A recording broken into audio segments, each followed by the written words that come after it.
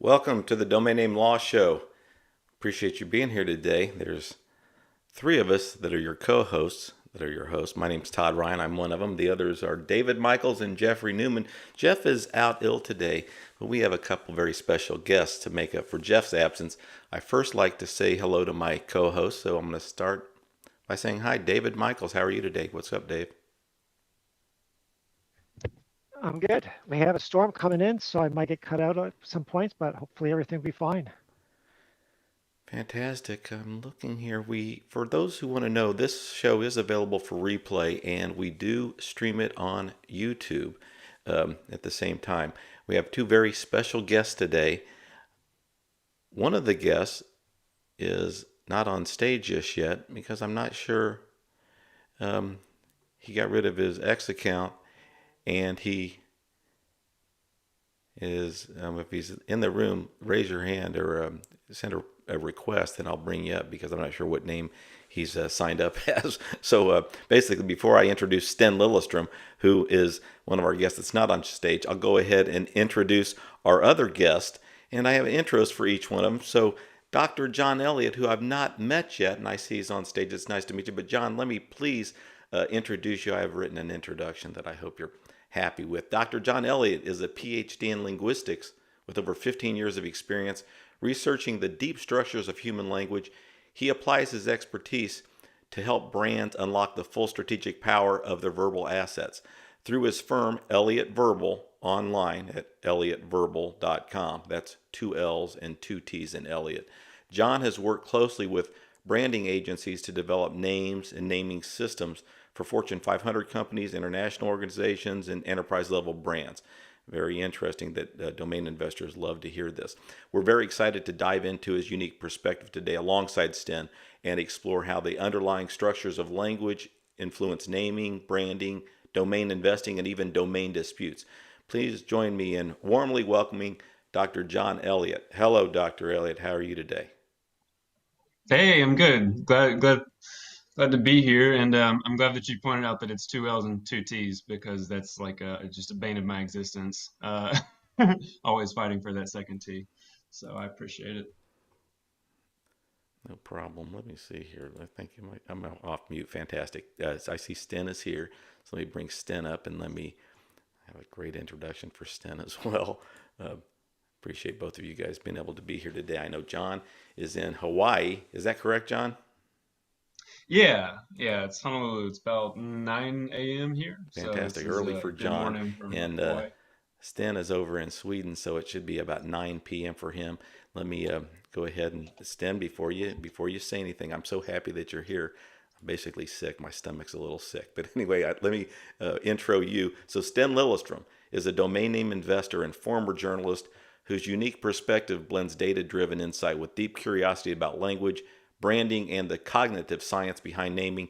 With a background in media and academia, Sten has developed a thoughtful and often unconventional approach to domain investing, favoring brandable names with strong semantic and phonetic appeal. He is the founder of Next Venture, online at nextventure.com, where he shares his evolving thoughts on naming, identity, and intellectual property through his website blog at nextventure.com and also on LinkedIn. Sten is known in the domain community as a gypsy. I'm just kidding. That was a joke. Sten is known in the domain community not only for his growing portfolio and keen observations, but also for pushing the conversation beyond sales data, exploring how linguistics, theory, and context shape perceptions of brand and value online. Whether he's writing, investing, or analyzing trends, he brings a fresh and intellectually insightful voice to the domain space. It's a pleasure to have you join us, Sten. How are you?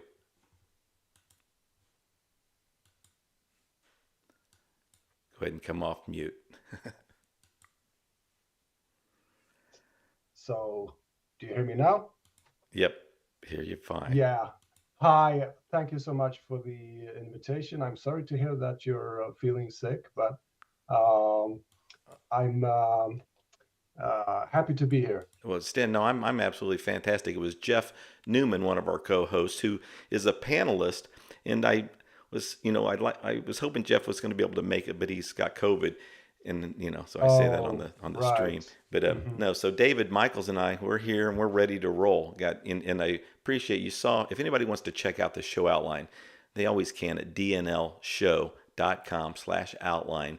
And Sten, I had so many. You see the questions on there. Some of them were, I can't say tricky questions, but a lot of them similar. But I didn't expect it for you to have answers to all these questions. I got some really Of involved course. questions. Hope John had a Yeah. chance to take a look at them too. But we'll just jump right in. So, a lot of the folks that are here because they know Sten is a domain investor. You got over 10,000 names. You said about 12,000 now. Well, Hmm. domain investors love to hear your data, what you're doing, and we're going to talk a little bit about that. But as I Sure. mentioned to you before, I do a pure domain investing room with Josh Reason, and boy, you said that sometime you could make it there, and then we could really just talk solely about domain investing data. But we're Sure. going to touch on it, of course, today. I got plenty of questions about what you're doing right now with regards to the investments, but today we were going to talk about naming a lot with Dr. John Elliott being here with you. So first, I wanted to jump in by saying, we generic domain names. We review a lot of UDRPs, and what I do is when I'm looking at a UDRP case, soon as I see a name that and this is of course my definition. We're going to talk about defining the term generic.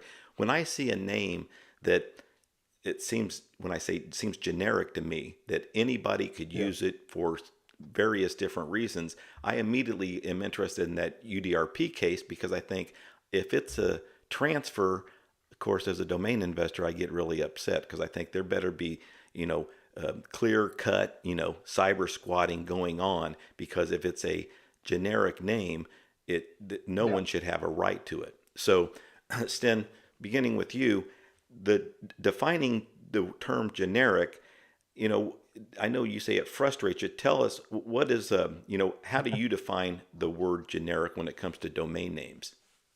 Well, I think the point is that I'm not sure. And I don't think that, UDRP panelists or people handling these matters are uh, very sure about what it means either. So I wrote a blog post about this and it's up on my nextventure.com site. And I think that, uh, you know, uh, it's a difficult question to answer. What is generic? It's not like answering how much you weigh or how many degrees it is outside. And I really wouldn't pretend to have the answers here. I'm just saying that there are many, I think, unanswered questions here. And to me, it seems that generic can and does mean a lot of things, you know. So generic as in a category, for example. So there could be the category of books. And I have on my desk here a book about, intellectual property. So that is a category under the category of books. But I'm not sure how that definition would be useful. Um, there could be the definition of generic as in, a common word. Um, it could also mean literal language, which I think it frequently does in UDRP decisions. And I'm wondering which one it is sometimes. And I don't see this question discussed really in UDRP discussions or decisions. It seems like it's an obvious thing to the panelist or the person defending a domain name or trying to acquire a domain name what generic is. Um, from my perspective, I think that what's truly generic about language is kind of the system of language, which we all use, not kind of the specific lexical items or words. Well, Sten, thanks, and forgive me for jumping ahead because I'm going to take a step back and ask about your background and then Dr. John's background. But I wanted to say because we were going to get to generic, and I agree. The panelists have their own. They just sort of decide what they believe is the definition of generic, and then they just go with it. And there's nobody to hold their feet to the fire or tell them, think this through, think about it, and let's discuss how you're defining generic. So forgive me, like I Yeah. said, for jumping ahead because I did bypass. Sten, I wanted to ask you, and then I'll ask you, Dr. John. Tell us a little bit about your background and then how you sort of got into not really just domain investing, but how it led you to naming and domain investing, just briefly, and then I'll ask John the same thing. So, how did I get into domain investing?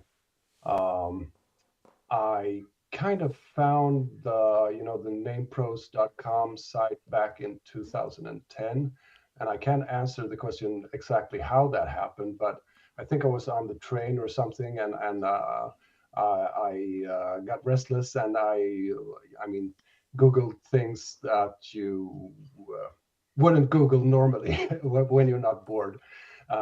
And I found this site, NamePros, and I found it very fascinating that people were making money, on investing in, well, names really. And at that point, I think that was around 2010. Uh, all the information on NamePros was about uh, an idea about domain name value that is about, um, well, pretty much if someone searches for a term, then that domain name is going to be valuable. And if it's a clear domain name that tells you exactly what the service is about or what the product is about, then that is a super great domain name, like hotels.com or booking.com or names of that type. And this was about the time of the uh, launch of the .co um, country code CCTLD that was launching, internationally. And so I registered a whole bunch of these types of names. Uh, I wouldn't call them names today because they really aren't. They are uh, literal terms that can rarely be used as names. But at that point, I didn't know better. I also registered, well, I think probably 100, three-letter domain name combinations from some kind of perspective that I learned on NamePros, that some letters are more common than others and some combinations are more common. So then that would make the name valuable. And that didn't pan out at all. Perhaps I sold one or made it, even on the investment on that. But I kind of dropped that ball. But after, I think, 5 years or so, I incidentally found the service called brandbucket.com, where they sold like more namey names. And I kind of imagined what kind of name would be a good brand name. So I made up some names, hand registered those. And it took me, I think, 2 or 3 weeks before I sold one of them. And of course, I purchased the name for around $10 and I sold it for around 2,000. And when you do that, it gives you some kind of pause and you think, wow, so this name is valuable to someone, and why is it valuable to someone, and so on. And well, to make a long story short, if we fast forward, then 11 years or so later, or 7 years since I found Brand Bucket, I have 12,000 names, but I haven't really changed the idea about what makes names valuable. And it's not the original idea that didn't work. It's the idea that names are valuable for other reasons than their literal sense.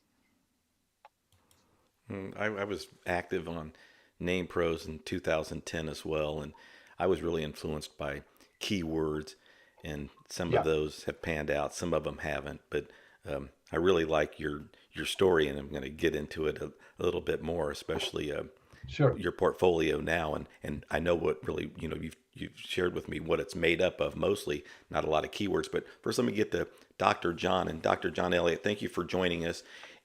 You're have a PhD in linguistics or in I really wanted to ask you about your background with regards to naming and the services you offer today to customers. Tell us a little bit about your education and then your intro into sort of naming companies in the naming industry.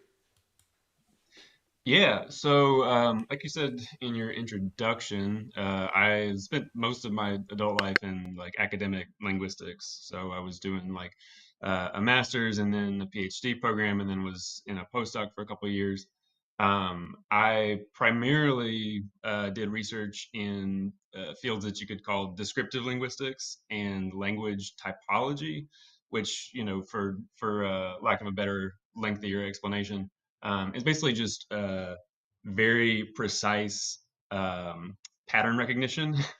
It's all about like looking at language data. Mostly, my work was primarily in like indigenous languages in South America, and being able to recognize patterns and relationships and coming up with categories and seeing if the categories could be defined, right? So if you have like certain categories within the lexicon of a language, or you have certain types of grammatical features that you think line up in certain ways, you create categories, you give it a name, and you see if that category like predicts other things, right?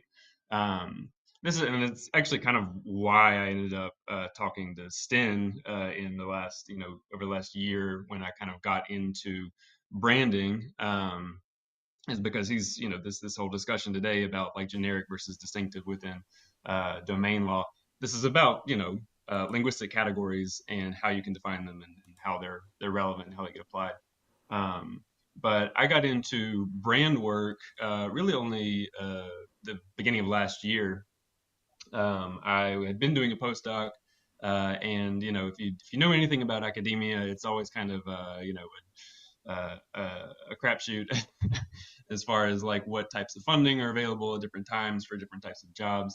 And I kind of played the game for a few years, trying to find tenure track jobs. And there's like, as you might imagine, in like South American Indigenous language study, there's not a whole lot of funding, and therefore a lot of jobs. So I was kind of looking at different places, different fields where I could basically have the same types of conversations that I was used to having, at least in terms of like the analytical properties, the basic, figuring out categories, discussing definitions, figuring out what actually makes sense, and applying it. And that's actually just explicitly just doing that is how I found my way into naming. I was just kind of talking to different folks on LinkedIn, and managed to just kind of find my way into conversations with folks at some like top naming agencies across the US, a couple of folks in Europe, um, and really got into it explicitly because I was able to have conversations where, with my own background knowledge about how language works, I was able to, contribute meaningfully to folks' understanding of things that they had been working on for like 30 years, right? So anytime that seemed like a really good green light for me, that like I could take this background in linguistic analysis and apply it to brand naming, and be of value to folks. So I do, a number of different things. A lot of what I have done in working with naming agencies is providing assistance with like linguistic audits. So like, when you were trying to understand the types of names and other types of auxiliary language in verbal branding that like your competitors or like compatriot brands are using, you know, um, people are going to do like a competitor analysis of your competitor's language and their naming strategies. And I basically take the same kind of typological approach that I took to understanding like South American indigenous languages, and use those types of structures and patterns and analytical tools to understand kind of the implicit patterns that people are using in their own naming for their own brand development.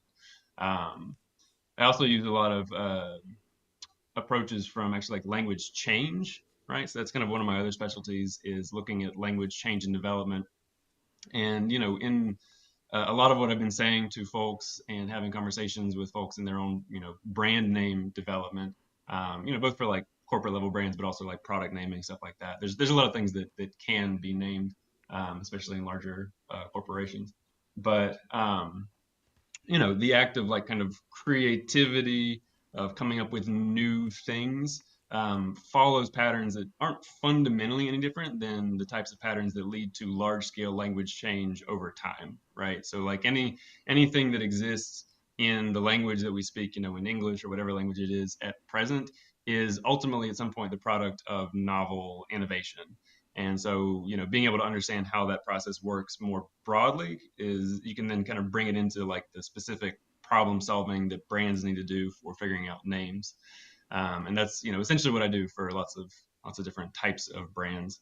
But I started talking with Sten, over the last year explicitly because this conversation about, what exactly is a generic versus a distinctive name was something that I, as someone being kind of new to the field, was trying to kind of like figure out for myself. And it became very like clear to me pretty quickly that people definitely use different definitions, and that a lot of times the definitions that they used, even if they kind of functionally worked for most cases, they definitely conceptually had flaws in relationship to like kind of what would be consensus understanding of how language works from like a linguistic perspective.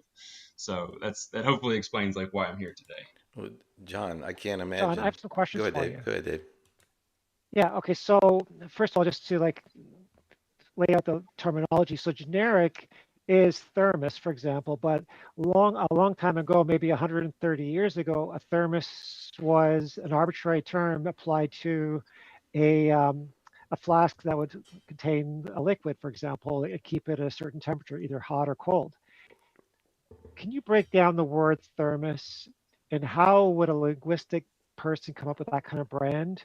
And so, because it was registered as a brand initially, and it fell out of becoming a brand because it was no longer distinctive because people called it by its name as a thing. So bring me that thermos. The brand didn't. It was too successful, and it's no longer. It's now considered generic, so it's no longer distinctive at all because it's a Yeah. It thing. was genericized, right? Genericized. That's right. And then there's the other side of things where we have these invented terms like sleeptopia, which is a combination, like a portmanteau of sleep and utopia. And we're going to be talking about one UDRP case about that. But that trademark has existed by different owners over the last 35 years or longer, 40 years, I think, actually, since 1985 in Japan, for different things. So the question is, can you describe what you think the word sleeptopia is and how a linguistic would come up with that as a brand? Yeah, definitely. So let me uh, go like way back. So kind of like what I was saying a minute ago, like the same processes by which you end up with new words on like a 1,000, 2,000 year time scale is not really all that different than how you end up with new words, between one year and the next. So in English we have lots of different historical like patterns for new word creation. If you look at your kind of like short 4 or 5 letter words, single syllable stuff, the stuff that's very like old Anglo-Saxon. You have things like smush might be a good example, right? That actually takes pieces that have kind of fluid historical meaning, like ush is related to like kind of liquids. It's maybe like onomatopoetic, so you see it in like rush or gush, and then you have like smush, and then you have that sm, the sma, kind of also has this very general feeling and meaning about like kind of slippery slidey things, like smear. And so that's a word that's like put together through a language internal logic, right? And that might have been fairly implicit. People wouldn't necessarily know that's what they're doing or like think like, oh, I'm going to create a word that works this way. But that's how people came up with those words in the first place. Then you have the category of word that thermos is in is something that we've been doing in English for um, gosh, I don't know, probably since like, the 12th or 11th century, which is kind of making up new kind of I call them like fake Latin or fake Greek words, right? Because classical Latin and classical Greek were the language of education and scholarship, and the church as well in the case of Latin. Um, you had folks using that as the common scholarly language. And so anytime that you had like a new idea or a new concept, you would build a new word using your knowledge of classical Latin and Greek roots and suffixes and prefixes, right? And so that process of like making up new words because you had a new thing, whether it's conceptually in science or religion, like using tools from a language that you don't really speak. It's kind of like an auxiliary language in the way that people used classical Latin and classical Greek. Um, people have been doing that in English for a very long time, right? Like 1,000 years. And so when you get a name like thermos, you are using pieces, right, that exist within that particular subset of like Neo-Greek, Neo-Latin word building procedures, right? Nothing within that is novel, right? So that you have like therm, which is the same as you have in like thermal, it's related to temperature. And then you have that ending us, which is, a basic, I think it's like the Latin, nominative singular, right? It just means like a thing. So it's like a standard noun ending. So the ability to like create a name like that for your product based on established, not just like pieces from Latin, but established principles for how you put together the pieces, is doing something that might be novel for you, like the person who invented that thermos came up with that name, but they didn't come up with the pieces or the process, right? That had already been well established for a very long time that was a way that you would make new words in English, right? Um, and so I think that's kind of gets to some of the questions that Sten has raised around what exactly constitutes genericness, because it gets to a question of what is the content of our shared language knowledge and what is like novel. And you get into these things where like, in an example like thermos, all the building blocks and not just the blocks, but also like the instructions on how to put the blocks together already existed, right? And so when you get to something like Sleeptopia, um, that's using the same basic process that you would have used, 150 years ago to come up with a name like thermos, right? Because whoever came up with Sleeptopia did not come up with the pattern of adding topia to a noun to mean something like place with lots of that thing, right? So again, it's the end result is maybe functionally new in some way, like it didn't exist in writing before, maybe no one had said it, but all of the pieces and the pattern for putting pieces together had already existed, right? Those were not innovations. Maybe the final product was, the final actual word was, but does that kind of like track and make sense? Is that a please stop me and ask me questions if anything isn't tracking for you. No, that did. I mean, I wanted to chime in because I know Sten wanted to make a comment on that, and then I wanted to make some comments. Go ahead, Sten. Sure. I just thought I should read to contrast what John said, a passage from the decision on Sleeptopia that I quoted in my blog post. Let's see if I can just quickly find it. Um, very thankful for John explicating things that I wouldn't explicate as well as he does. But the panel said, Sleeptopia mark is not a dictionary word, colloquial term, or otherwise descriptive in nature. And that is pretty much the idea that killed the idea that Sleeptopia could have been, defended in this case. He thinks that, or she, I'm not sure, he thinks that this is such a novel term that it could not possibly have been coined, independently of the trademark. And from my perspective, as a kind of naming type domain investor, it just rings completely false. to say the truth. Okay, Yeah, it so is false because when you do a global trademark search, you see that there were other trademark owners since 1985 for different Yeah, things. yeah, Used, yeah, yeah. so that's You wouldn't even need to have to do that. You could just look at the term, and you can decide. You can, if you have the knowledge that language is creative, and language is combining different parts to make your point or to express yourself, then you would realize that Sleeptopia has meaning, and that it's a natural coinage, I think. for those who don't know, it's Sleeptopia, the interesting that UDRP case, let them know, David, it was yeah, transferred away. So, that's why yeah. we bring up this particular case, because there wasn't a response by the respondent, the domain owner, and he certainly had, what was Sten and Dr. John were just mentioning, certainly had some defenses there, or at least speak on why he selected that name and why he wasn't, targeting in any sense. I mean, had a great defense if he would have responded. Sten, we see that in a lot of the UDRP cases where, the complainant makes what they call a prima facie case, where, okay, I'm going to say a bunch of stuff. If nobody responds, the panelist just takes them for their word and says, okay, so there's no really legitimate use to this. And in this, you're Right. saying it's a little more obvious that there is, if a panelist is familiar with language.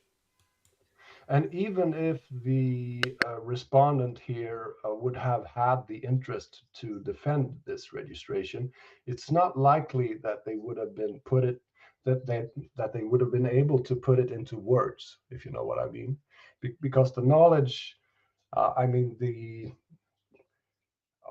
how should I put it? The uh, the idea that you find in UDRP decisions is what this panelist shows, that this is a creative invention, and therefore it's more likely to be cyber squatting.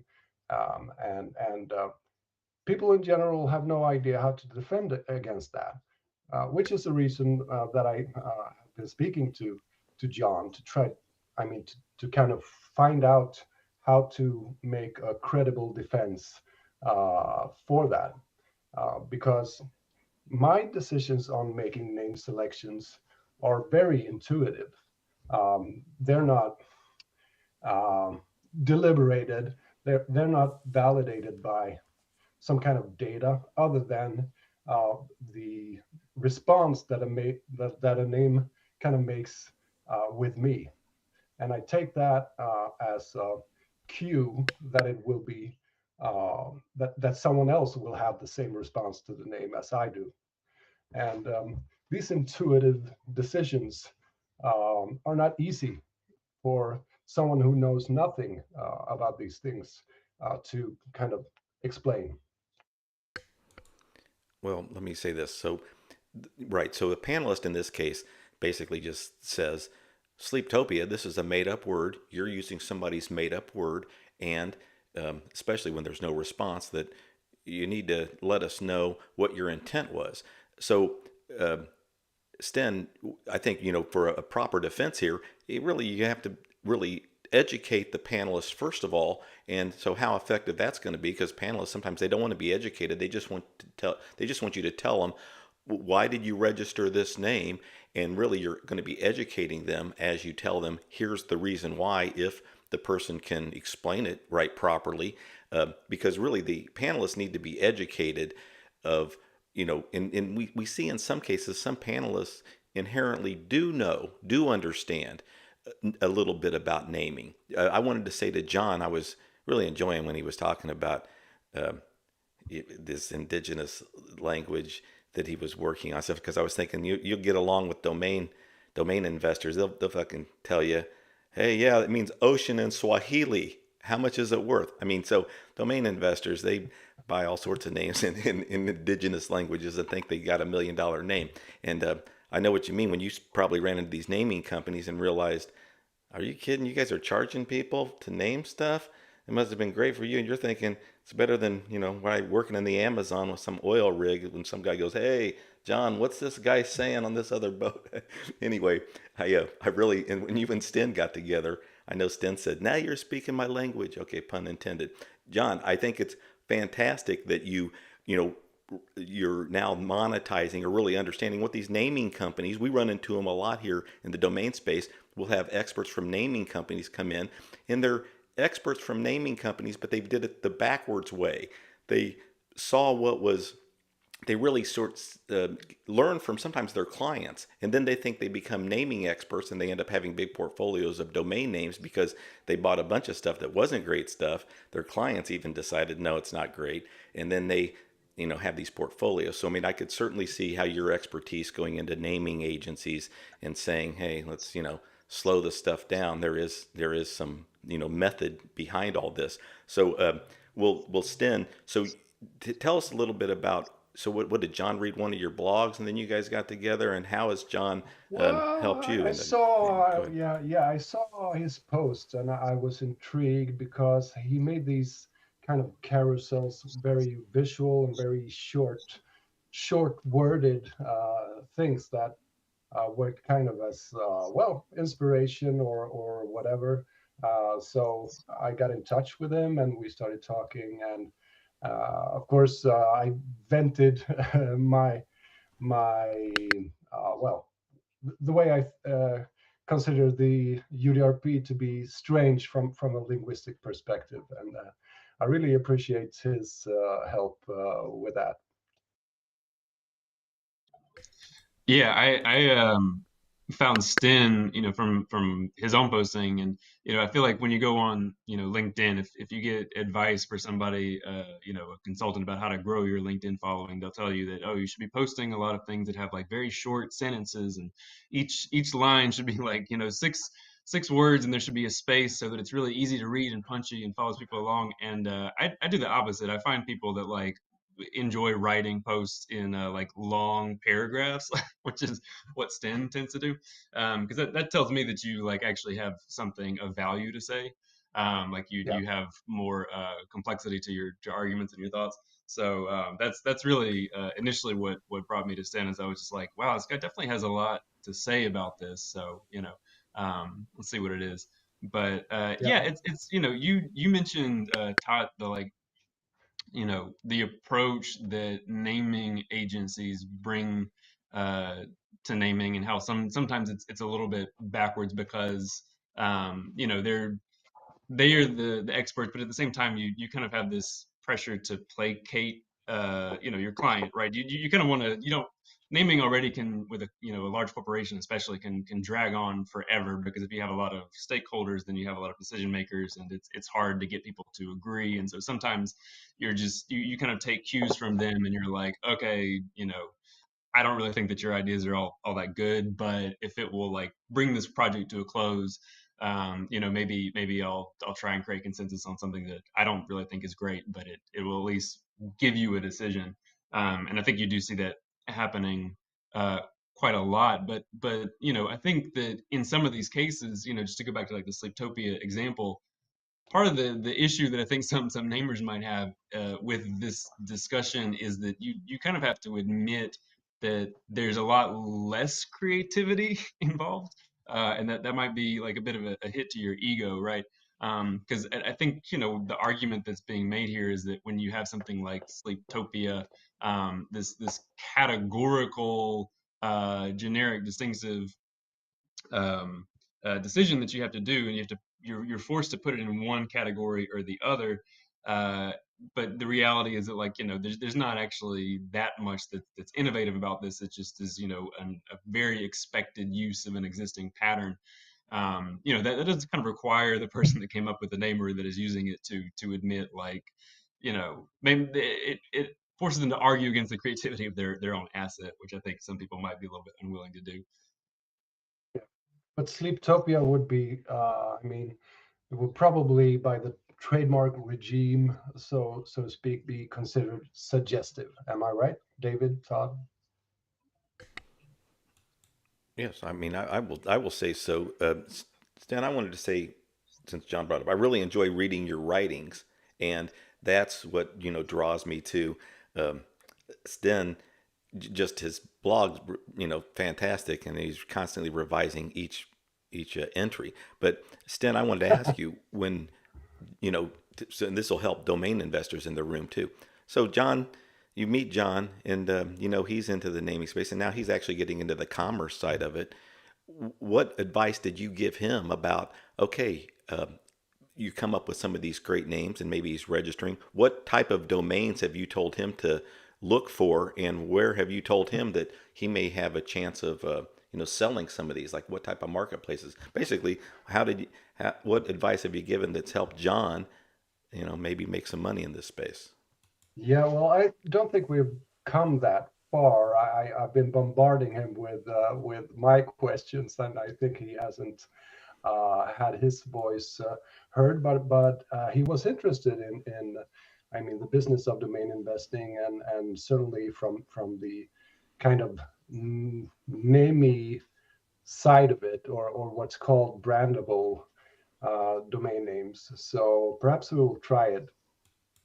Interesting. Well, John, I think that's funny because I see John thinking, "Hey, come on, share the wealth. Where can I sell some of this stuff or make my?" And Stan's like, "Slow down. Let's slow down."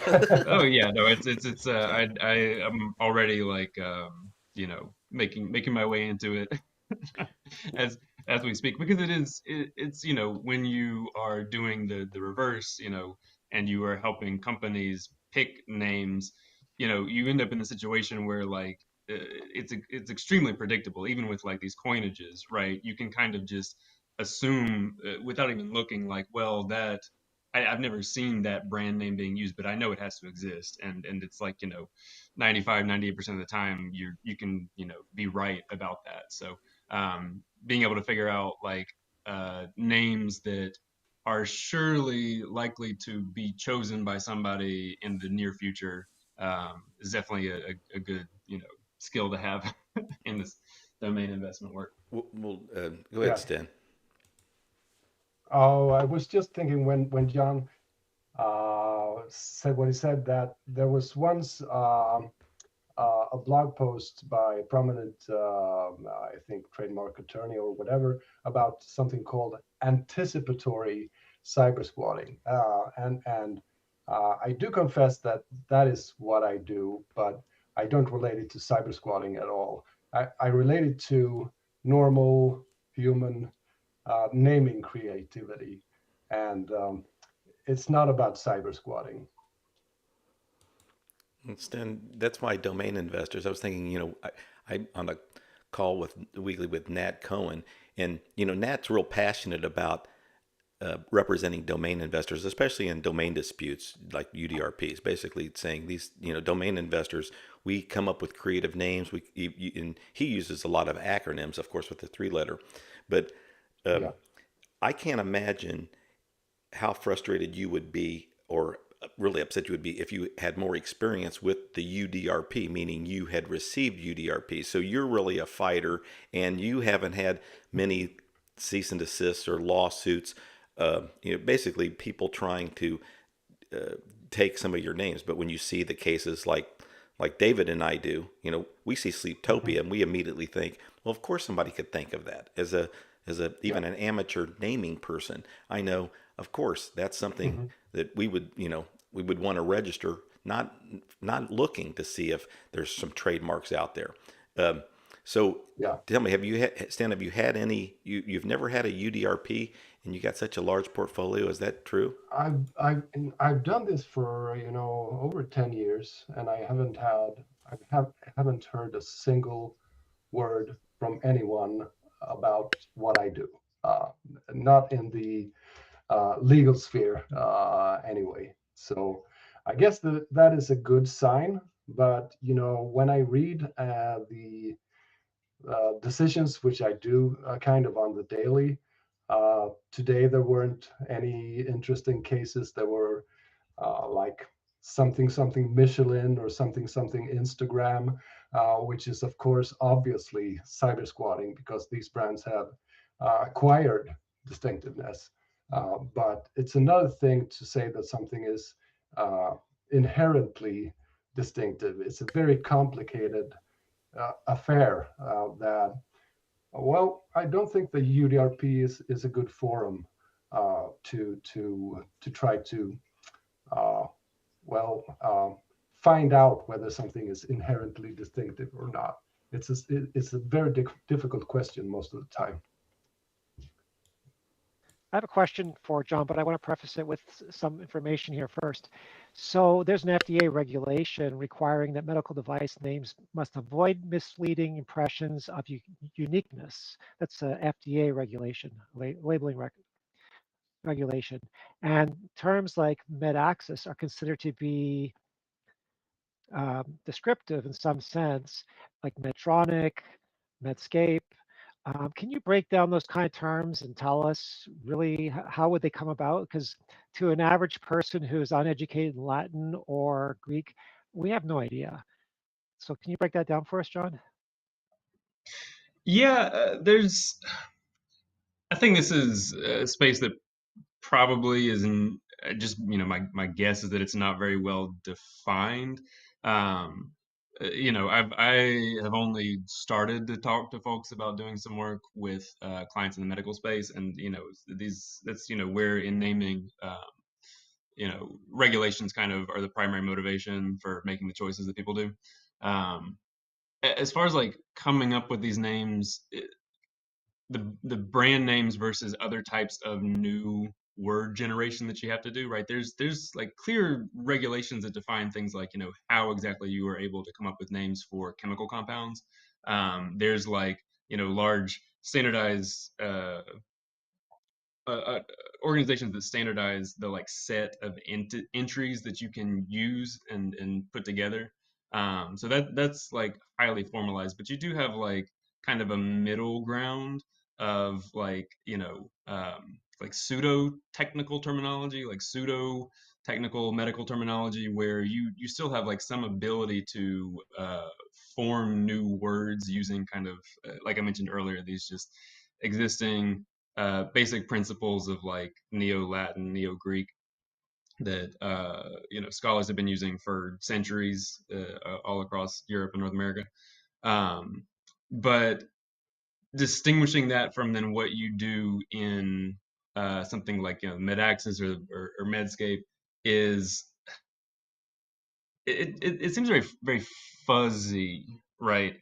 Again, like when you have something like Medscape, and you can say like, well, that's not Latin, so there's no way that this can be a medical term in the same way because it's not using the same set of pieces, right? Scape is like Germanic. You might be able to like make some kind of technical distinction between the source of the pieces that you're using, but the idea that like one these are kind of like these are the kinds of questions I think that you would have to answer in order to be able to like define clearly a boundary between something that is like in the existing pre-established set of rules for creating terms versus something that is more like a broader like brand name creativity and then might be uh, uh, subject to like being claimed as like uniqueness as opposed to something that's novel but within existing parameters for word creation in a scientific context.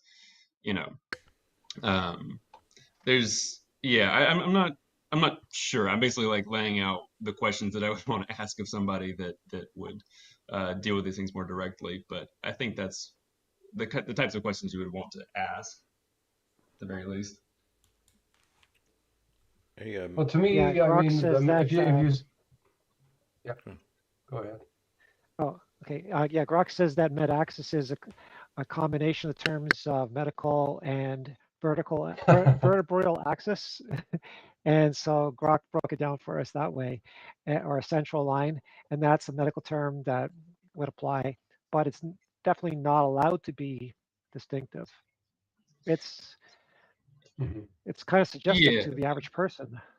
In the context of names, I would say that med and axis, you would split it up in that place between med and axis, and then you would have to parse what does med plus kind of axis mean, and to me it's kind of obvious in a naming context that it means something about medicine or the medical profession, and with the addition of the term axis, which to me is natural in the context, because I mean, well, people know what axis means. It's a core center around which the kind of things revolve. And to me, it's a natural, creative way to name something. And in that Yeah, sense, for me, it's generic. I think, this is a conversation that me and Sten were just having recently, is assessing what something like that means can on some level be a little, I don't know. It strikes me sometimes as a little bit like specious, to even be asking the question in that way, because the obvious answer, I think, like if you went on the street in the U.S. and asked 1,000 people what is mid-axis, I'm sure like at least a quarter or a third are going to say like, oh, that sounds like a medical brand, right? Like Yeah. that's the meaning, right? Like Mhm. if you get into not brand names but just like personal names, like like anthroponyms is what we use to not be too confusing. But Yeah. If the I question was grew up. kind of like, yeah, Yeah, and I was just so, gonna say, like, I grew up being told what my name John means, right, in like an etymological sense, in that like it comes from like Hebrew Yohana, which means something like God is gracious or something like that, right? But that's not like what it means, right? What its meaning is like this is in the category of names, right? That's actually its primary like lexical value as a name, is it's known and recognized that this is in the category of things that you could use to identify individuals. And I think yeah, that if you don't consider in the way that you were constructing the idea of meaning for these types of decisions, some level that says, well, the meaning here, the function in terms of like the functional value of this series of sounds or letters, whatever it is, the functional value is that it could be used to name a type of entity. If that's not like part of the discussion, then I think, at least from a linguistic perspective, you are overlooking something that is fairly obvious. And so, like trying to mhm, break down like meaning in that sense without having the more like obvious higher level functional discussion of, well, this sounds like a brand name, is right, missing right. something, I think. I have so much to say now. And Go Sten, ahead. and thanks, John. And now I say I have so much to say. Well, as domain investors, we're interested in, Sten, what you were saying, anticipating what are possible names, domain names, that a company in the future may look at. And when we're, Yeah. so I want to ask you first, what tools do you use other than your imagination? And I know you have conversations with people like John, but what tools do you use to help you find names today? Well, I'm sorry to say that I have no uh, rules. I have no shortcuts. I look at dropping names or names in auction, and well, I have one tool, and I have this person who makes a list for me that I go through every day, and he uses some kind of AI tool, I think, to kind of curate this list for me, which is very extensive. It covers kind of the entire aftermarket of dropping names and names in auction, and some kind of loose, um well, definition. I'm not sure how it works because I'm not a technical guy in the least. I try not to be because I'm not good at it. But I am good at looking at names and gauging whether they are viable names and names that could have or find some kind of use in the future. So this list contains, I think, around 5,000 options daily. And I probably select around, well, a handful from 10 to 5, and I acquire perhaps 3 per day from that list. So the final decision, even though I use curation as a kind of first step, it's always going to be about the name, the specific name, and if I think that it's a good name and if it can find, adoption or traction or a context that would be where it would be valuable. So that is as far as it goes when we're speaking of tools. But of course, I like to learn about the background for why I am able, because I am, to select names without looking at whether someone already has adopted it or whether it's a frequent term or if it's in the dictionary and so on. Well, I'm going to get to some numbers, Sten, and you can tell me that. So uh, this year, you mentioned to me that you've sold 95 domains so far this year, which puts you on track for selling 285 names for the year.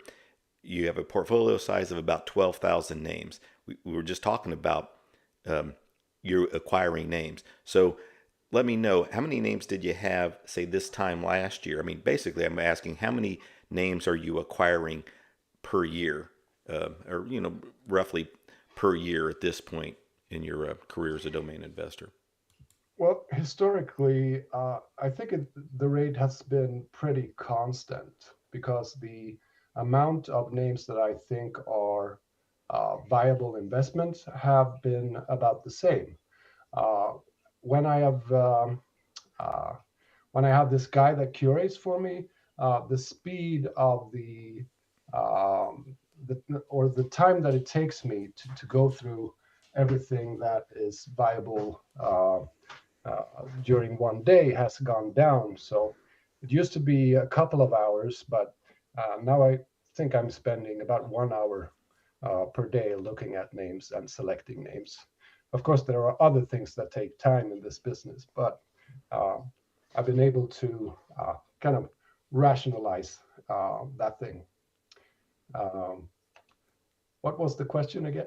No, about adding names. So I know you have 12,000. Did you have 10,000 last year? You're not Yeah. adding like quite 2,000 per year, Uh, but what's so going on? so I was going to say that currently I think I am dropping actually, which I haven't done for 10 years. I'm kind of cleaning out names that I used to think were viable, but that I today I don't think that they are.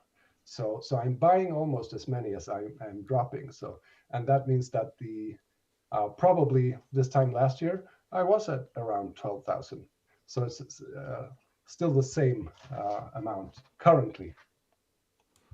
Well, thanks for that. So I loved your comment that you made to me about brandables are the shit. They're not pigeon shit. And we know who you're talking about when you say, who, there's some people that say, if it's not this type of domain name, a keyword, this, that's just a crappy name. First of all, it doesn't make sense, and Yeah, yeah. you've shown that Well, it, what go ahead. Well, I as because I'm also a broker and I'm a broker on the corporate buying side, and I see that when they select a new brand name, it's not going to be, hotels.com or cars.com that they select. They're going to select something more inside quotation marks distinctive. And and that is my kind of my game to find something that is both familiar in some way, but also novel in some way. Like, Sleeptopia. Sleeptopia may to a namer seem like very undistinctive, but to UDRP panelists, obviously, it's very distinctive. It's almost impossible for them to think that someone could come up with a name like that. So the different kind of professions that revolve around the naming space have very peculiar and uh, special um, ideas about what a name should be. So I try to learn as much as I can and zoom out and see, okay, so these people think that names should be this, and those people think that names should be that. What is going on? That is often my question. I we're going to be sticking around not quite another 30 minutes, but to the bottom of the hour, so another 25 minutes. But I wanted to let everyone know. So, Sten, our domain investor friends, all we want to do, we can have so many questions about domain investing, and we're going to still. I have a few more for you, and we're going to then talk more about naming with Dr. John again, and I'm calling Dr. John like Dr. Phil. He's thinking it's Dr. Elliot to Utah, two L's, two T's. Okay, so the reason I bring up the numbers because anyway. Sten, over the last decade, you mentioned you've sold to me, 1,500 domains. You sold them Yeah. average price, say $3,000 after commissions. So we know, Mhm. let everybody do a little bit of math themselves. When you join us, when you join me and Josh, and all we do is talk domain investing inside and out, I'm going to get into these numbers even more because then we talk about, all right, so you pulled in this much, but has it increased, and then also the expense, and then the breakdown of your portfolio with regards to .com, .ai, and other stuff. But I have this question for you. I know people would love to hear. Talk to us about the current state of the brandable marketplaces, meaning Brand Bucket, Brand Root, Atom. What is going on? What marketplaces do you utilize, and where do you think is the future of brandable marketplaces? Where is it headed? Yeah, sure. I'm not sure where to start, but I've used all of them, and Brandroot, of course, is defunct because they were kind of gobbled up by Brand Bucket. But somewhere along the way, I decided that I thought that Squad Help at the time, I think that was around 2019, was the best prospect because they were talking about the the market for brandable domain names in a way that aligned with what I thought that kind of the potential for selling brandable domain names was.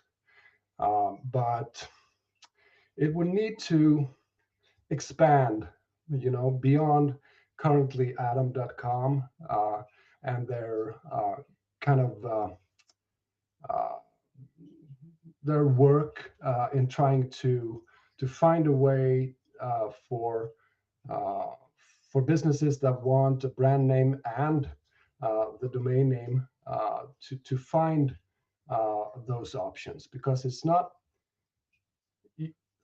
currently. I guess most domain names sell on Afternic, and if they sell on Afternic, which is for those who don't know, it's the GoDaddy aftermarket arm. And if they sell there, someone has to have been typing in the exact domain name in kind of a search field for domain names, domain name registrations.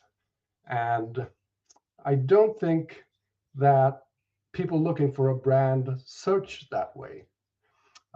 They may enter some kind of keyword search term, but what they would hope to find are options that are not the exact match of that search.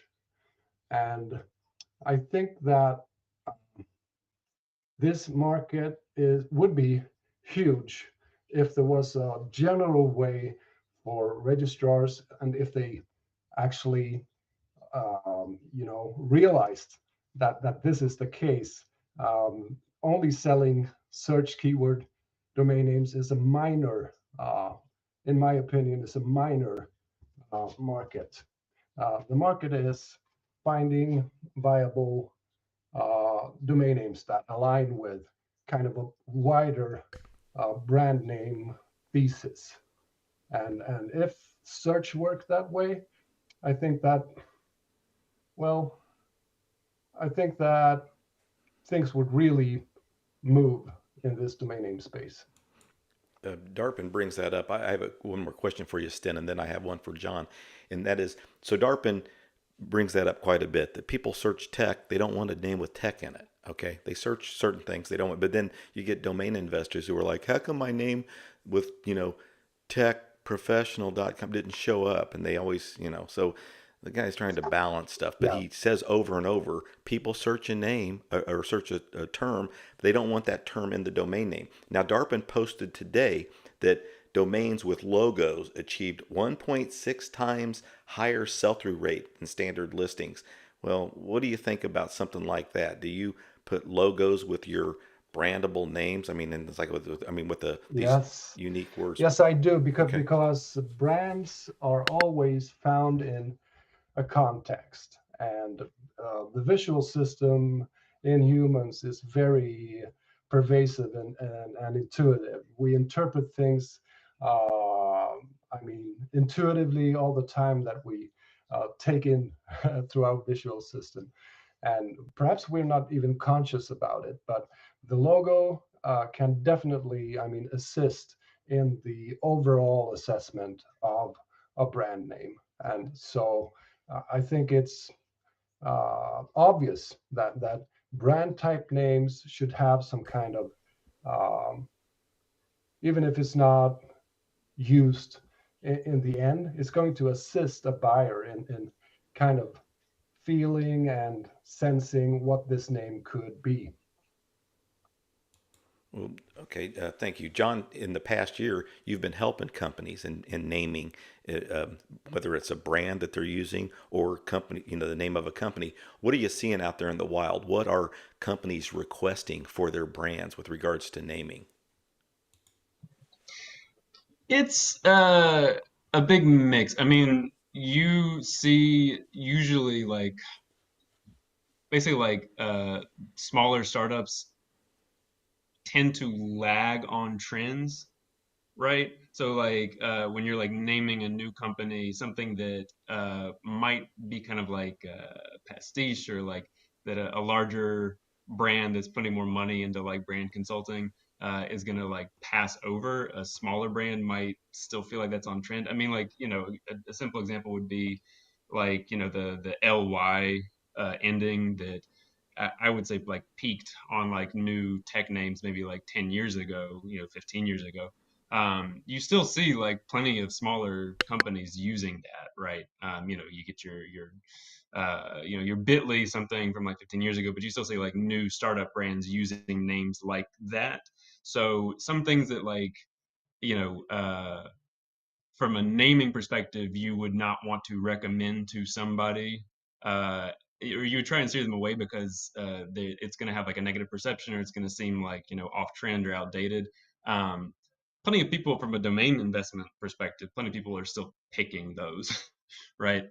Um, I will say that like the current like trend that most like savvy brands across a lot of different industries want is this kind of very simple like common vocabulary name that's like suggestive, right? uh, so I was having this example yesterday when I was talking with Sten about like lettuce, is a new financial tech brand. It's an Apple type name, and because like a lot of more kind of savvy, trendy folks that are like aware of trends in branding, they don't really want the kind of obviously coined names as much. I think that like more successful like larger firms with more money or more like investment backing are more likely to pick these kinds of things that are like simple Mhm. vocabulary, but also happens to be like protectable from a trademark perspective. That is seems like a problem for domain investors because those are the names that are like the hardest to really like get.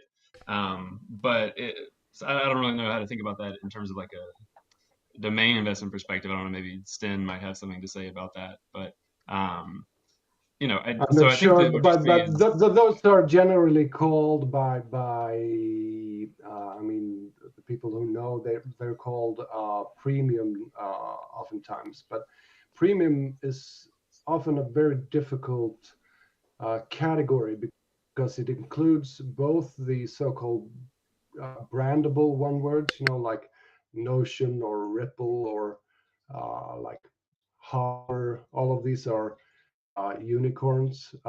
They also include like, hotels.com or cars.com or whatever. Those are all premium. And to me, there's distinction between those because I consider, cars.com to be a good brand.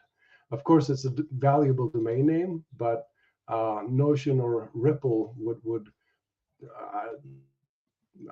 topple them uh, from Yeah, my although I mean, perspective. from a naming perspective, there's like, I would just immediately say there's like there would be a distinction for like new up and coming brands, maybe like a CPG kind of stuff, like drinks or candy or something. Like Yeah. hotel would be a high value name, right? For like a drink. Hmm. If you can like Sure. spin some kind of like story that like makes it fun and matches the other branding and it's a little bit like offbeat, but like Absolutely. hotels with the plural would not be at all. Right. So there's Right. details like that that kind of I think complicate things from the Yeah. naming side. Yeah. Yeah. Details. The devil is in the details.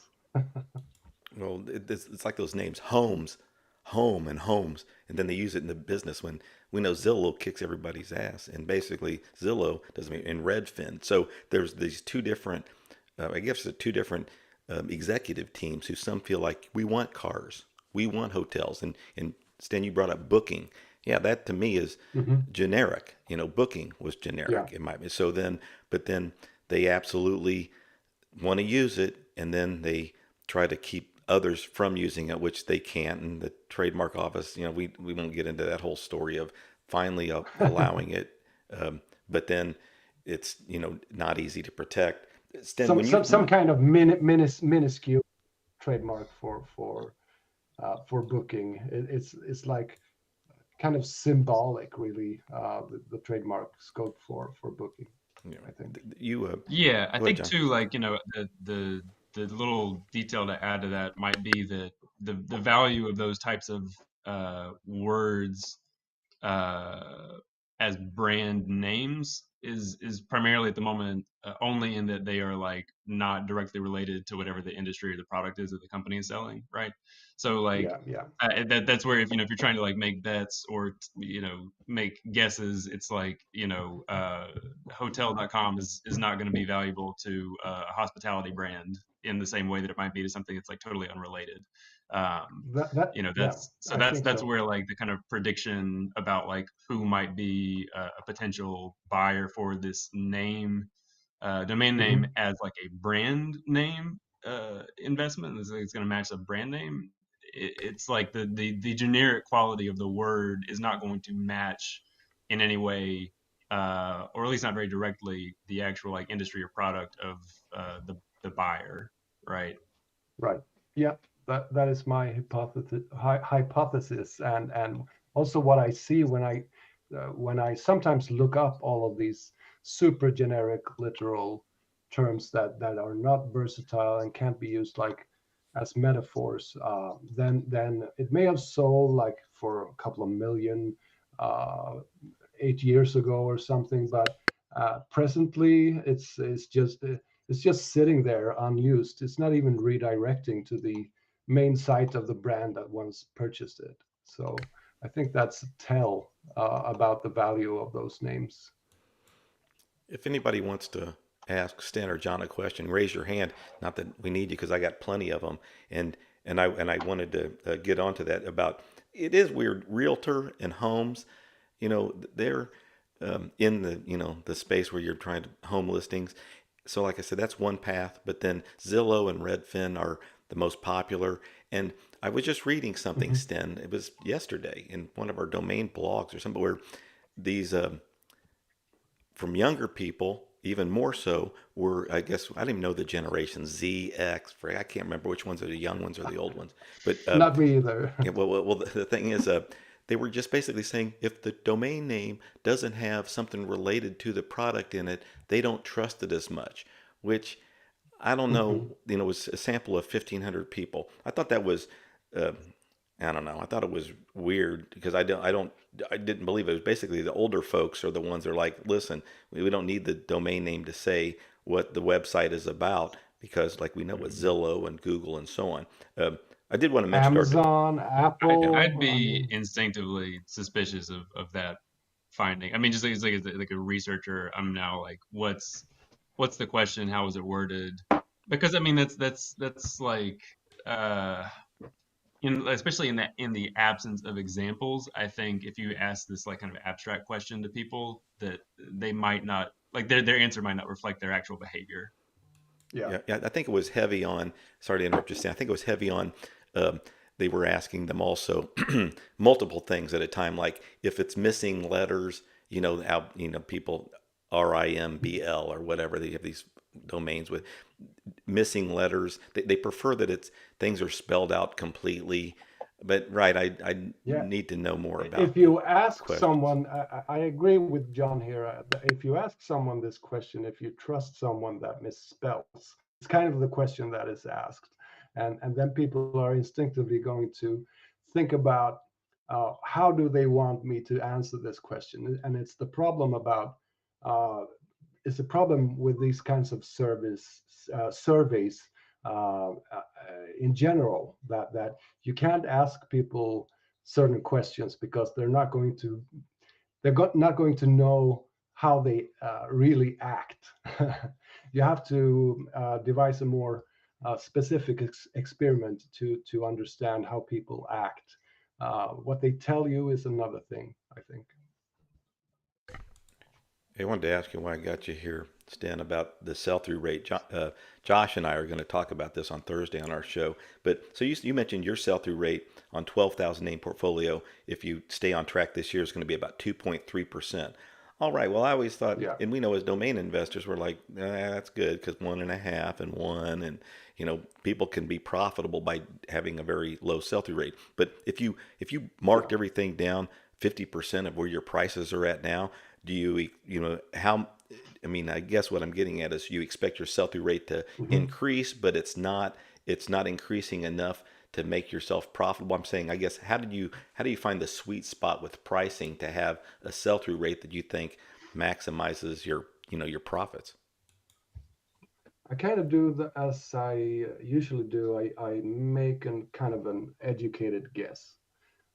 Which price points have names sold previously for, and then I guess I have kind of intuitively different tiers. Like this is the lowest tiers, and then I price it at around uh, 3,000, and then I have the 5,000 range, and then I have the 10,000, and then well, sometimes I price it even higher than 10,000. If I find that this is a name that I believe in, and it's hard to explain, of course, what believe in means. But I do think that my sense of believe in is a better option for brandable names than looking at registration data. And I have sold some of these that I've priced very high, and that I purchased for uh, quite quite low amounts for the amount that I priced them at. So it's obviously the case that some of these predictions are on target, and I think that what I do is try to own that ability. And I don't think that you could program kind of a computer or something to do that. Not presently, and I don't think AI is able to do it.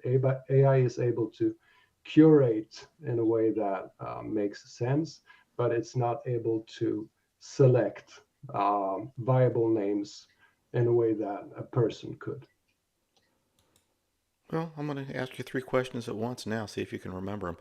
Number one, okay, what is the breakdown percentages of the extensions in your portfolio? And then Mhm. the second one, well, I'll just give you that one. Go ahead and answer that one too. So .com, .ai, what do you have? In the 12,000 It's names, what's the breakdown? well, I have found that, with my kind of investment profile, which is like names or brand type names and not search keywords, then .com is the ultimate extension because it just uh, I'm not sure how to explain it. I'm not a native English speaker, so I'm at loss for words sometimes. But you ignore the .com for different reasons, and you only look at what's between the dots. And if that is a kind of a pure brand name idea in between the dots, then you're not going to need to have, dot. Uh, I'm not sure of all the thousands of new extensions, but they are keywords, and you're not going to need them if the aim is to have a pure brand name. You're not going to need a keyword in the extension. So that is my idea about that. I think I have a couple of .co domains left, but .com, .co, I perhaps have one .ai. I'm not sure. So, but I'm a .com guy all the way. I was doing the math there. One out of 12,000. So yeah, that's a low percent. Okay, so that was my next question. So you're brandable. You're known as the brandable guy in the space, even if you don't know that when you're walking down the street, we're yelling, "Oh, this is the brandable guy." So what percentage of your portfolio are brandable names? Is that very high? 95, 98%? Do you have any keyword names? Well, I would hope that all of them are brandable names because that is my profile and that is the target audience that I'm trying to sell domain names to. People who want to find a viable and perhaps even good brand name for their new venture or for their rebrand or whatever. So in case there are, actual words, which of course there are in my domain names, the aim is not to be literal. It's never the idea to be literal.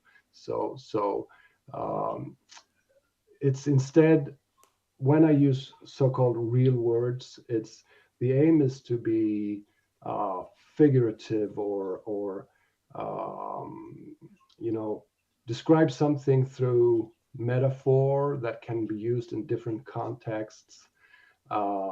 So I'm always avoiding pretty much exactly what it seems to me that domaining in general is looking for. And the final for domain investors, how many names? Do you put a buy it now on all your names, or is there a certain point where you only want to make offer because of the value or something like that? Well, sometimes when I have selected a name long ago, then there are um, there is traction. There has been traction building for this domain name. So when I registered it, nobody thought it was valuable, and some venture decided that this is our that perhaps they launched a business, perhaps they were funded, and perhaps they launched on .ai, .io, or whatever. And in those cases, I tend to remove, the buy now price uh, if I can find out that this is the case. Because of course I don't want to be selling a name that would benefit someone that selected this name that I selected in the past and that they have selected in the future. I don't want to be selling it for 2,000 or 5,000 or whatever. If it's a big business that is, I mean, on this name currently. But as to the percentage of names that I don't price, it's very low. I like to be selling in the sweet spot because um, I think it helps people that domain names are readily available, and I like to help people. And it's only when a venture kind of has neglected, to to purchase their name in the earlier stages, and when they are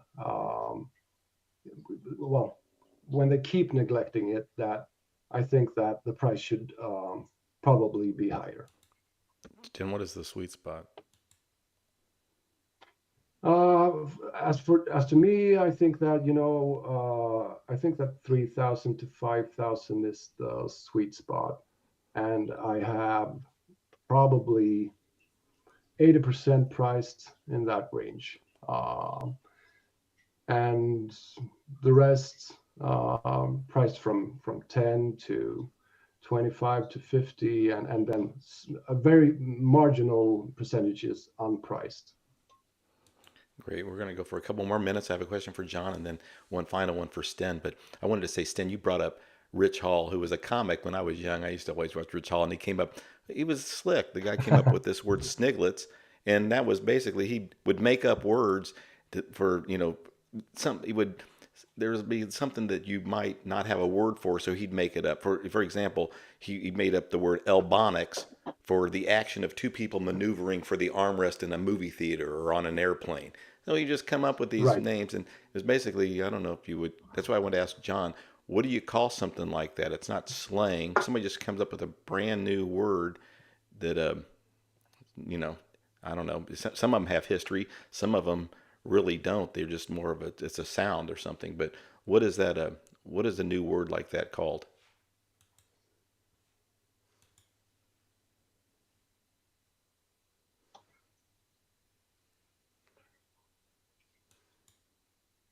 Can you hear John? I don't We hear. went for Yeah, John, for some reason it's spaces sometimes. You'll be here and then all of a sudden the internet will go bad. Or maybe you went to from wireless to whatever else they call it. And let's see here, request. Who requested to speak? Bradley, of course, Brad. I mean, Brad. I was thinking when I said anybody have a question or anything, I'm like, why is Brad? He must be on an airplane if he didn't have. So, John, you may need to leave and come back. We can't hear you because anyway, Brad has a question. Hey, Brad, what's up? Thank you. Everyone, just about your question, a new word is called a neologism, I think. yeah. And That thank you, Todd and Sten and John and everyone. My question is about outbounding. What is your, vibe and practice about outbounding your portfolio?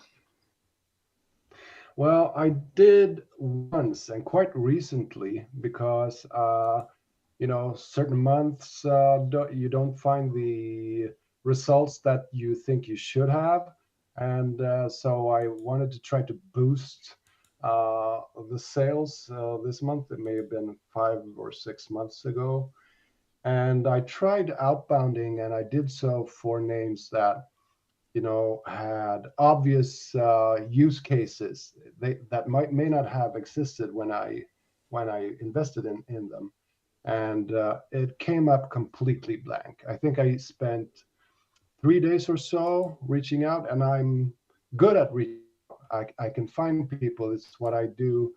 It's what I have done as a journalist, and it's what I do as a brand, as a domain name acquisition broker. So I find people and try to negotiate with them. But in this case, when you reach out and say, "Hey, this is your name, and I have it under .com. Would you like to buy it?" Then you're digging kind of a trench, or you're undermining your prospect of selling it, I think. So I've never done outbound. I tried it once, and I don't think I will ever do it again. Thank you. Hey, I know John got back up here. Hey, John, was Brad right? Is it Neapolitan? Hey, yeah, am I coming through now? Yeah, sound good. Okay, yeah, no, Brad is right. That's probably the most neutral term is like neologism or neologism. But I mean, that just means a new word. Yeah. It's kind of like, when you go to the dermatologist and you've got like a skin problem and they say you got dermatitis and you say, oh wow, thanks, and it's like they basically just told you had a skin problem, which you already knew.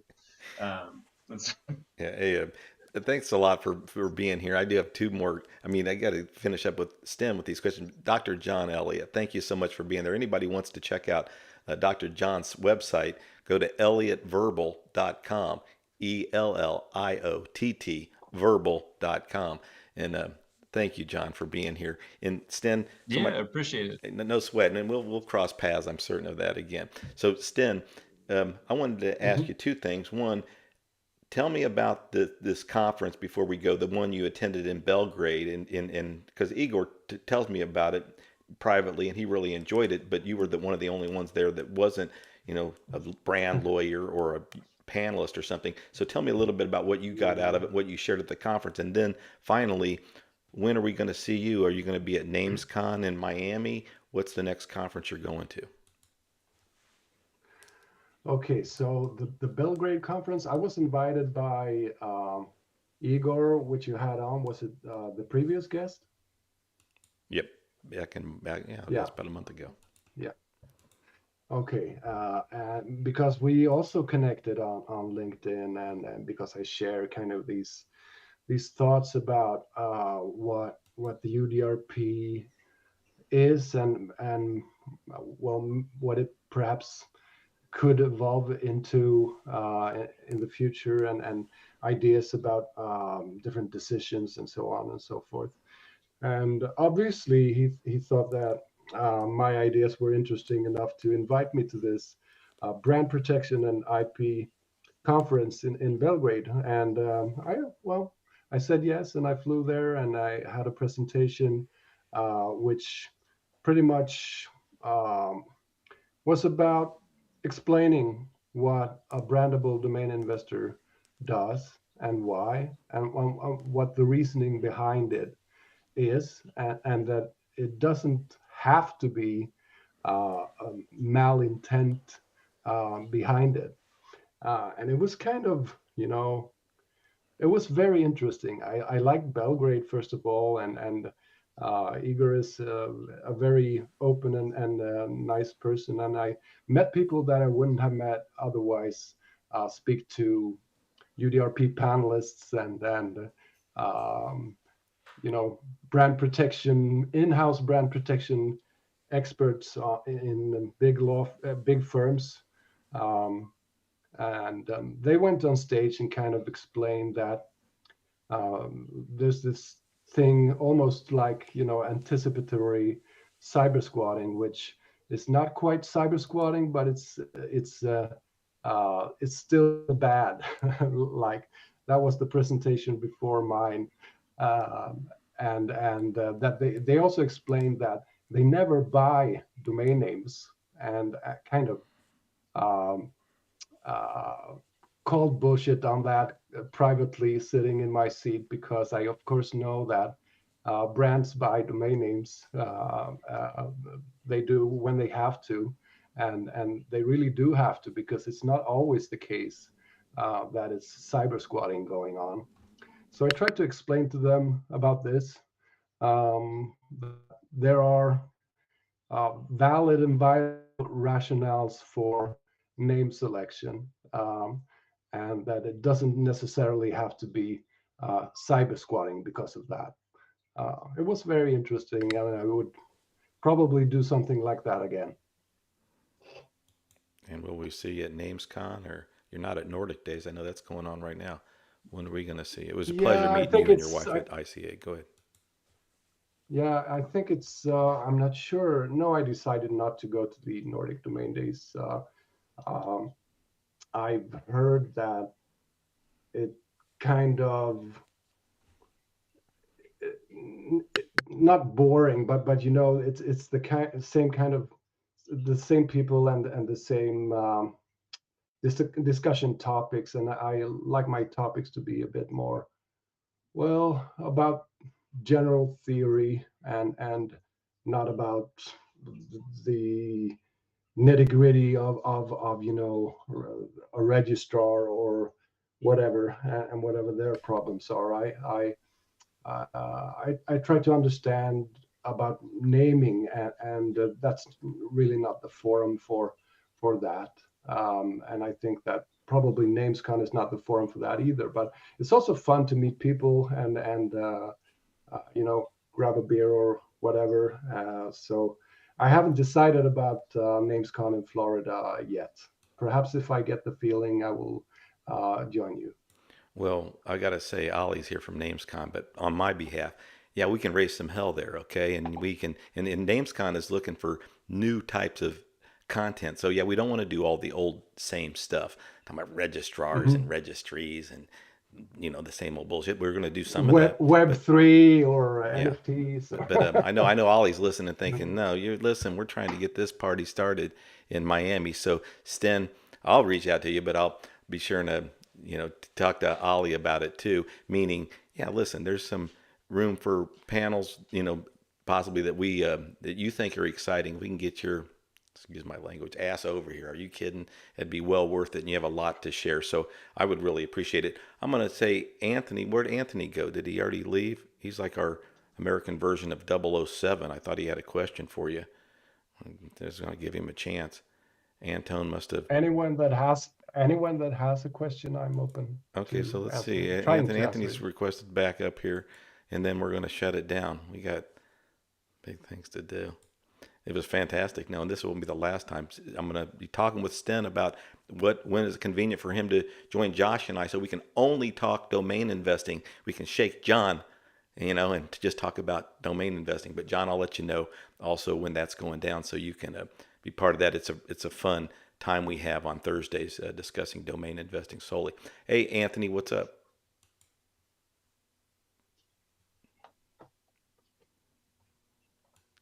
Antone, you're on mute.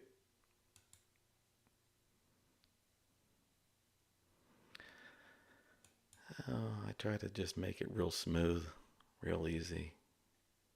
Hey, Anthony.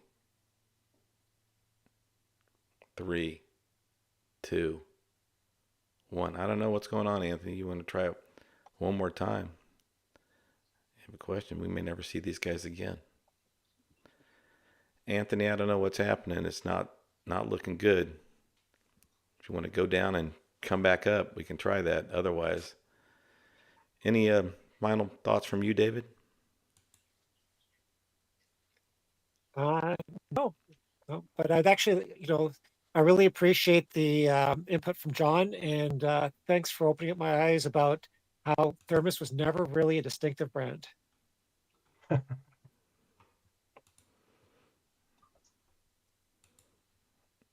Okay, I think we got him back.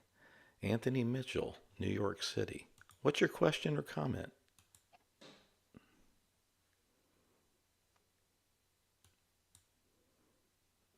AM, Anthony Mitchell, are you there? Mess up a free lunch. If we're waiting for Anthony, I would like to just see if this is something that you would like to expound on. But Sten was talking about your not so analytical or matrix oriented, and you really rely on your intuitive sense and feel. Yeah, Because and I could you expand on that a little? Like, where does yeah, that I come think from? that I think it comes from the same pretty much language capacity that everyone has. But I have explored it and honed it, even further. So I kind of view this domain investing thing on the brandable side as a big experiment. And so far, the experiment has been successful, even though it builds on intuition to a large extent.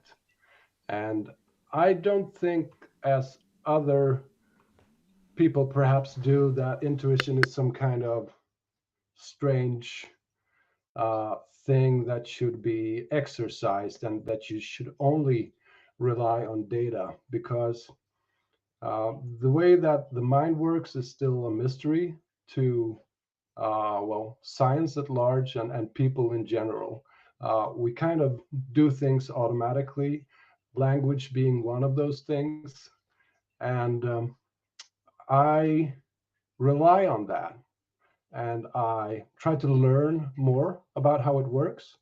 But I'm perfectly fine with realizing that it does work, and I'm perfectly fine with kind of mining that ability that I have. And I have a problem, of course, with uh, people that try to define that as something inherently, like it would be something that is inherently bad faith in a UDRP context, since this is a legal show. But um, yeah, that's the way I think about it, I think. Yeah, so Sten has a problem with those people. You know who you are out there.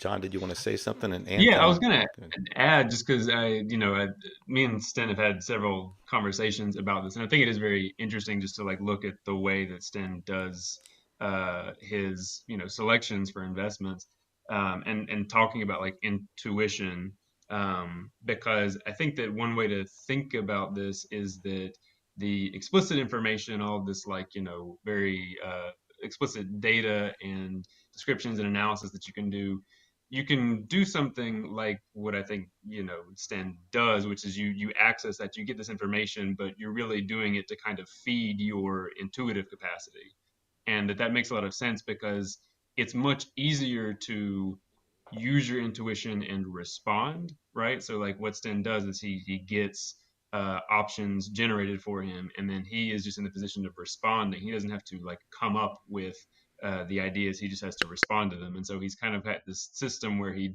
seeks out new information and new knowledge that is kind of like feeding his intuition, and then uses this like intuitive responsiveness in a way because it's just more efficient, right? It's better and quicker than trying to come up with things,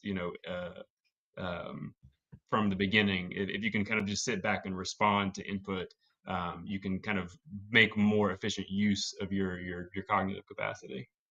Yeah, I think it's really yeah. interesting.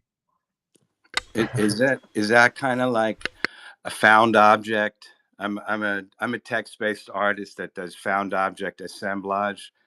So if you're just responding to the names that you see on those lists, when you Hmm.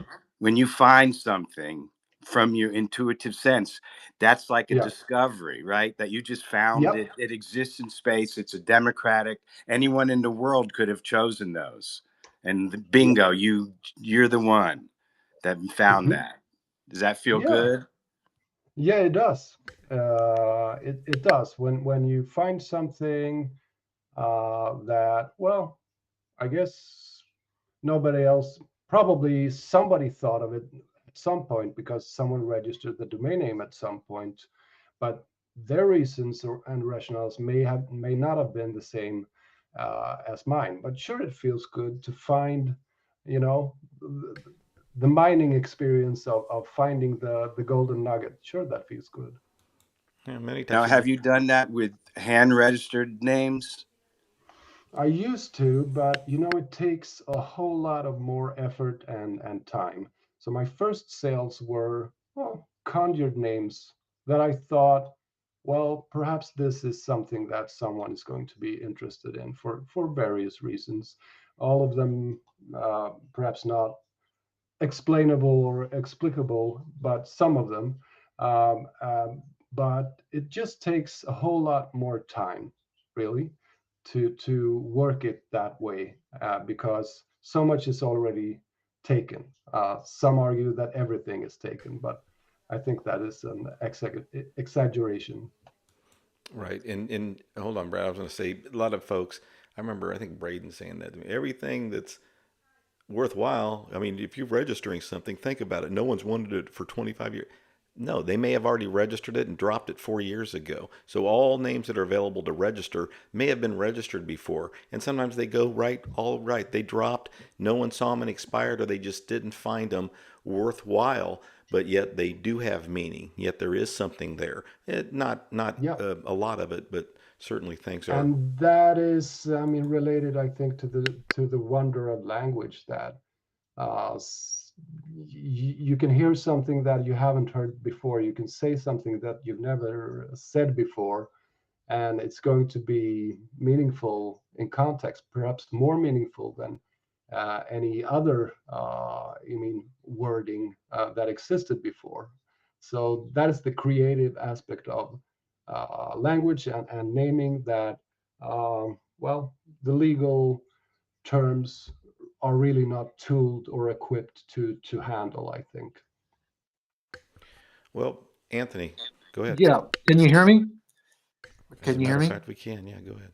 Okay, great. Well, I'll make it quick. Given people's tendency to shorten words, how likely in general speech are we to see people eliding the dot, especially when they're pronouncing the domains in the new G's? For example, quick shop or how.so, which is distinct from brand hacking. I'm not sure I'm following. Can you rephrase So that? when they Because say a domain, when people articulate a domain name that has a dot in it, as all of them do, Mhm. how common do you think it will be in the future for them to not pronounce the dot, to drop it, to elide it? Oh, well, I'm not really, I don't think I would be, I would just be guessing. It would be some kind of 50-50 idea about that. I wouldn't venture to guess on that. Okay, thank you. Well, Anthony and I want to comment, and then we're going to shut it down. DNX show. Okay, that's Josh and I show. We're on dnx.show. Well, I still feel obligated to say it's DNX show, the website dnx.show. I hope in the future, it's like with this show, we have the website dnlshow.com. I was thinking, geez, I probably should get DNL, anyway, get two for each show. But I like the idea of getting rid of the .com. It just makes sense. I love dnx.show. That's the DNX show. Don't need to add a .com. So, but I Mhm. don't believe that we're going to be able to just say, people are never going to know all, the last word. Where do you put the dot, before the last word, or as long as it's only one, is if you have a 3-word, would you put the dot in, say domain name law show, and then they're supposed to know, I guess, show as an extension. And then it's just, I don't know. I think it's too far off, but I think we're starting. We're Yeah, you just, definitely and going to see. also in the absence of the information, people will assume that there's a .com, right? Like if you don't specify, then you're leaving it up to the assumption. So Right. That's why we probably get dnxshow.com too. Somebody want to snatch it. I mean, who cares? I'm not kind that somebody tries something shit, but or dnl.show. Those are the two I haven't registered because I don't really worry about that when I'm doing things, going out and getting all those other options and the .net and so on. But I do agree with you, John, that if you're just saying stuff, people still more than likely will add a .com on there when they look for you online if they are going to do a type in. What say you, Sten? I think you're going to have to register those domain names now because there are domainers listening here. Sure, and I will, but if somebody gets them, they're not going to be able to sell them to me, and there's nothing they can do with them. I mean, it's like I've already, but believe me, I was doing an exercise, and I sure hope you can join us sometime. I was going to say, so this Thursday, everybody, 10 a.m. Pacific, 1 p.m. Eastern, DNX show. You can see more about it at dnx.show. And then, of course, next week here on Domain Name Law, we were going to do an exercise on the show because before I named it, or before Josh and I named DNX show, I said I just like it because he's already got a company, DNX, and he's on dnx.com.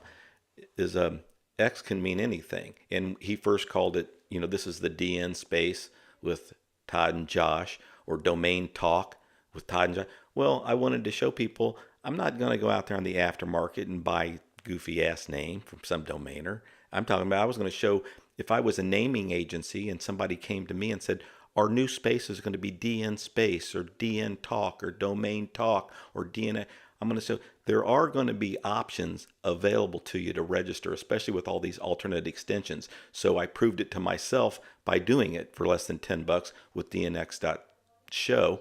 And, that's what I always felt like. That's why domain values have peaked. especially for the real high end. I believe they've peaked, but but still we see the news. I guess mine dropped, mine.com dropped, and Dropcats picked it up, sold for 650,000 on the drop here recently, or right around there. And then of course we see that Icon sold for 12 million. But I believe with all the extensions, all the options, that the market in the future is good name to the left of the dot with alternate extensions. Now, Sten's saying with you're going to do brandables, then it does make sense to stay with .com, but that sweet spot of 3 to 5,000, think very value. Now I think it's going to increase a little. Under 10,000 is the sweet spot, but everybody with those big names, they'll get mad. You tell them you need to sell that for 4 figures, low 5 figures, and they're thinking no. So I think the 6 and 7 figure names cool off, and they have been cooling off. But we hear about. But there are people that are very successful in investing in the new kind of TLDs and kind of registering the legacy premium words in the new extensions. And of course, if there's an existing business that has been using the term as a brand for 20 years and they have the .com, then there are going to be, new entrants that want the same name, and some of them are going to be willing to pay, a decent amount of money to get it.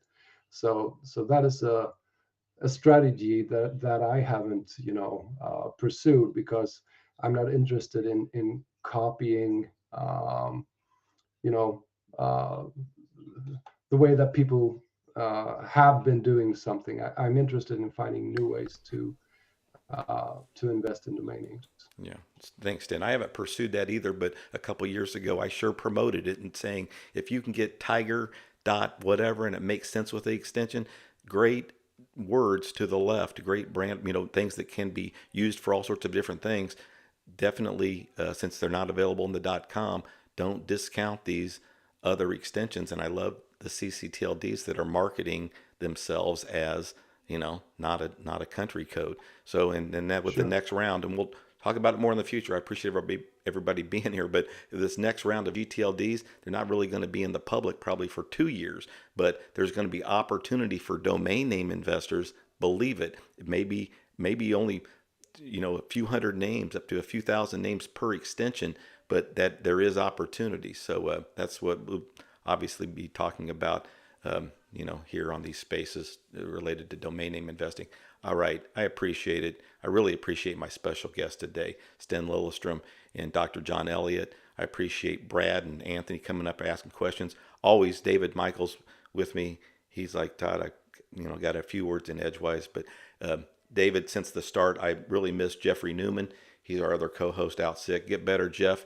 Everybody have a great day. And please join Josh and I on Thursday for DNX.show. Everybody take care. That's it for today. Thanks everybody for listening.